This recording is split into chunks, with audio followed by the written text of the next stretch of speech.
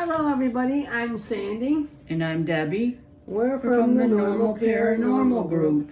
And today is One Story at a Time. And we're going to title this Haunting versus Paranormal. That's right. Mm-hmm. That there is a difference. Right. And we're going to talk about what haunting is compared to paranormal. That's right. You know, we actually grew up in a haunted house. That's right, haunted. That's why I said haunted. Which means that something is always going on at some time or other. It's just not like here or there. And we got sort of desensitized over the decades living there and living at other places. But, right, you're probably living in a haunted house yourself. Or maybe a haunted apartment. right. Or living in a haunted land. Who knows? But there's places that are just literally are haunted. Haunted. And you know it. That's right. You don't have to second guess it. You know it. Now, with paranormal, that's like paranormal activity that shows up here or there. It doesn't happen all the time. It doesn't happen all the time, but you do have spirits that pass through. You have warnings from the spirits on the other side, and previous owners that are in a time loop or something, because there are time loops. Right, so when someone dies in your house, when someone passes on in your house, She wants to get in the video.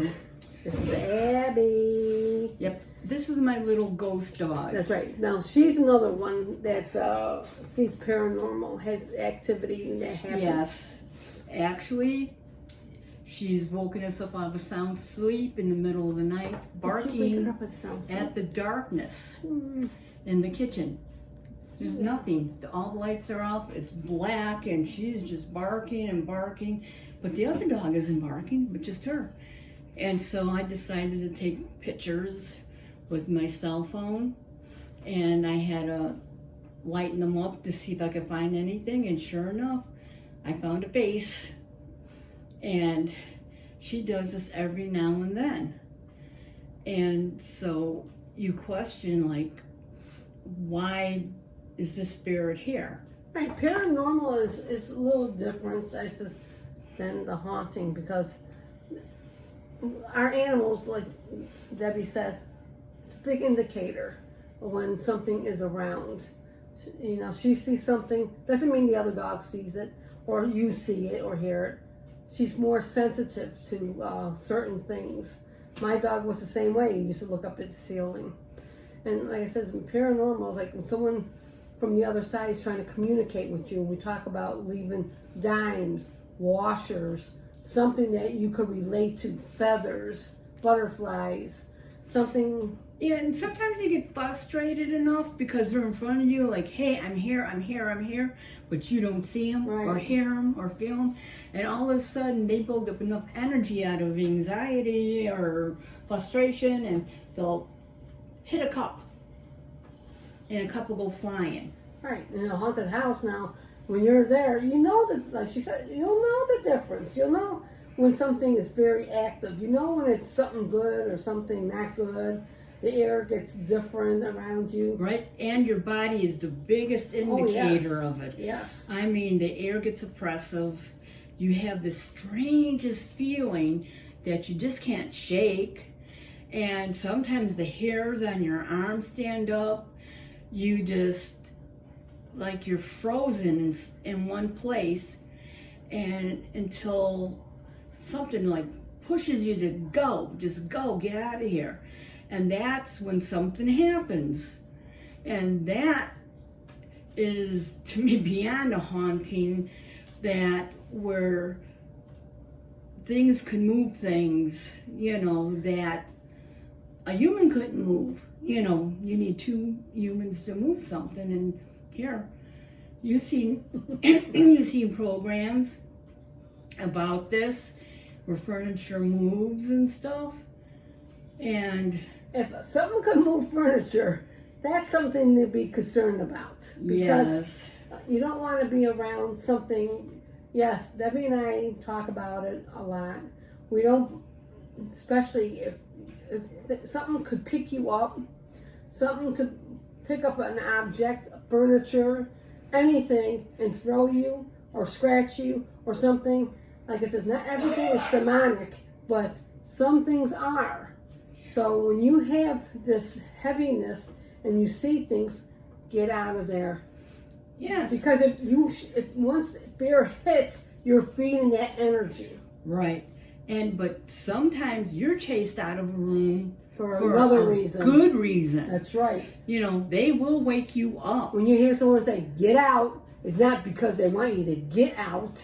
They're telling you because they're trying to get you out from getting hurt. Yeah, a fire might start, or something might explode or something. You know, we had the ghost girls.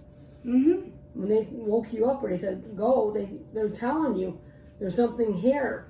There's something here. There's something that's stronger than them in the ghost world, in the spiritual world. Yes. And you can't say that's a residual thing because they did communicate. And you do have residuals. But when you have spirits appear to you in full corporeal form, that's amazing in itself.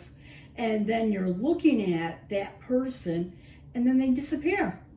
You just like if you blink your eyes or turn your head, like, did I see that? Yeah, you did, but it's gone. So just remember, think about it. Haunting versus paranormal. Now, remember, everything that you witness is not evil or bad. That's right. It's not. It's not a demon's hair, you know, your spoon lifts up and stands up or your bottle of water moves over, your cup. Someone's trying to get your attention. Someone's trying to definitely get your attention. And just like my mother, she seen our grandfather appear on the couch way after he died. And he was a double amputee, but he was sitting there with both his legs. Now, the reason he showed up for is that he wanted to show her that he was whole again. That's right. It wasn't to scare her. He wanted to let them know. So they come back to give you closure. They come back to give you a message. You know, I've had a message from dead relatives that told other relatives where to look for something, and they said they already know, but how did I know? Yeah, you're giving messages. So they're telling you to tell someone to help someone out. Because what happens is maybe you don't want to hear it. You don't want to face it. You're stopping from them from communicating with you. Yeah. You have a block there because the hurt is so great that if they communicate it with you, you'll start crying and you want to go with them, and they don't want you to do that. It's not your time. And sometimes when like poltergeist activity appears out of nowhere, it's because it's usually you have teenagers in the house or you have menopausal women in the house, and there's something connected to both with the hormonal changes. When it might do something to your aura, but in actuality, it's not a demon in their house or a ghost in their house. It's them. They're creating their own tulpas. A tulpa is a thought form entity, and that's why when these women get past this hormonal changes, that activity actually stops. So with that, I am Sandy. And I'm Debbie. And this is Abby. Until next one story at a time. Bye for now. Say bye, Abby. Bye. Bye.